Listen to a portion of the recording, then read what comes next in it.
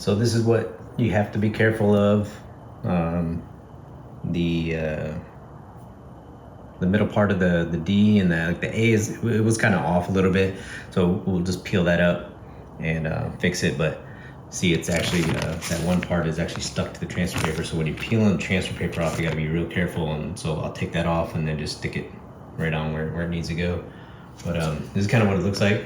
Like I said, the bubbles don't mean anything. This is actually just masked. The gray part is actually what's masked off. And then all the white part is where that's the base coat underneath of it, and then that's where we actually spray the paint. And then around the edges and everything, we'll just put tape, mask it all off. So I straightened out a couple of little letters, the little pieces of the letters, and what I like to do is just tear off like a corner of the backing paper. I guess it's real slick, real smooth. So I use that to actually just kind of press down and make sure everything is stuck real good. And then I said I'll get that, make sure everything is pressed down real good, and we'll get the dates here stuck down, and then mask everything off and start putting some color down. All right, I got it all masked off, and I just had some of the FBS masking tape that I just kind of want to use up. Noticing it's kind of getting stuck to itself. It's pretty old, so might as well just use it up. But you can use, just any good masking tape. So you don't want to use that that cheap blue tape or stuff for painting house paint, because this is actually solvent and not oil based or water based. So sometimes what will happen is if you put some cheap tape down and you do the paint, then it activates the adhesive in there, and then it sticks to your paint below, and it can just ruin your paint job. So got it all masked off, and then what I'll do, I'm gonna do different colors, but this thing is really cool. This USC handy mask. I've had this for a long time too. But it's basically just paper, and it's got a serrated edge, and you just, like for that, I'll just you could just pop it on right there. It's got the tape on it already, and then just fold it down and put a little bit of tape over there, and that'll protect that. And I'll just do that for the rest of the areas too that I'm gonna be painting. And yeah, and this is just, you don't have to get too crazy with the masking. This is just to protect everything from overspray. So we're not gonna be blasting it with color, because this paint mask is really, really thin. So you don't want to put really more than 2 or 3 coats. Even three is kind of even pushing it, just for the thickness. And like I say, we're just painting a little bit over here. It's just gonna protect that from the overspray, and then we'll do the same thing over here, cover that up, and then peel that off, do the paint there. Just whatever sequence. I don't really even know what I'm doing yet. So this is kind of fun sometimes about custom paint. You just kind of figure it out as you go. You got an idea in your head, and you kind of try to stick to it, but sometimes if you stray off it, because just how it's actually laying out is just a little bit different, and may look better. So want to do some kind of red candy. I want to do a metal flake underneath of it, but I have to use a real thin, the real small metal flake. So what I'll use is I'll mix up some stuff like this.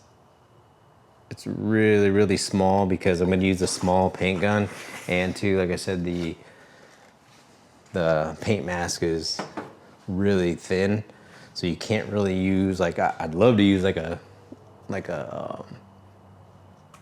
big metal flake, like this. This stuff is awesome, but just can't really use that in this situation, because it's just it'll be just too thick, and it just won't look good. So we'll use that. Probably put that metal flake down. Oh, that real thin silver metal flake, and then got some candy apple red.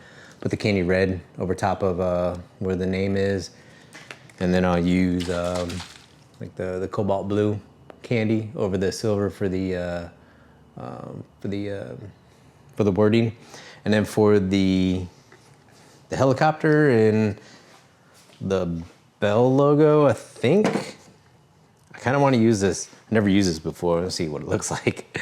It's a hyperspace from Paint Huffer Metal Flake. So it's a real mini flake, but it's almost like a grayish silver. So I think that'll look good. And then for the date, don't want to use just straight boring old black for it for the dates that are going up here. So I do have another more black silver flake. This is from Paint Huffer again. It's it's funny. It's Soul Glow is the name of it.